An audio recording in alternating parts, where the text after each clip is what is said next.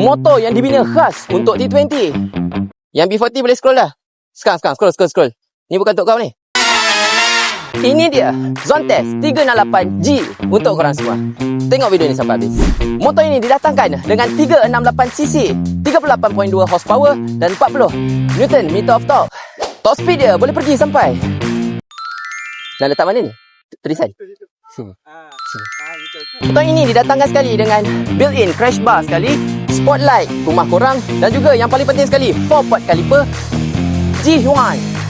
Dia cakap adik Bembo-nya. Didatangkan dengan meter TFT 8 inci. Bapak besar. Motor ini korang boleh set up sekali dengan display dia. Man, cepat Man. Aku tengah cakap ni Man.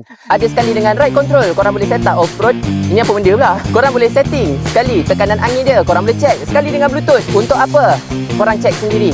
Saya tak tahu. Didatangkan dengan dashcam depan dan belakang. Dashcam dia ala-ala 4K. Tak macam 3GP. Macam korang selalu tengok dulu. Inilah dashcam belakang dia. Dengan tangki 17.5 liter. Bapak punya besar. Dan juga yang paling best sekali, motor ini ada 6 charging port. Bapak dia ni motor ke power bank. Datangkan sekali dengan haram jadah 32K pakai manual je.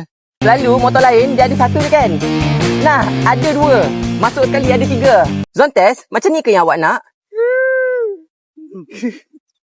Dengan rim lidi macam motor Cup atuk gua. Dengan storage yang besar 52 liter. Boleh memuatkan 2 helmet. Tak tahu lah boleh tak full face. Bini korang degil masuk dalam ni. Dogil nak. Kesimpulannya banyak lagi yang saya boleh cover dengan motor ni. Tapi saya tak ada masa. Kalau korang berminat dengan motor ini dengan harga 32 di atas jalan, berminat pergi isi form di bawah. Saya akan guide korang satu-satu. Arman. Yeah.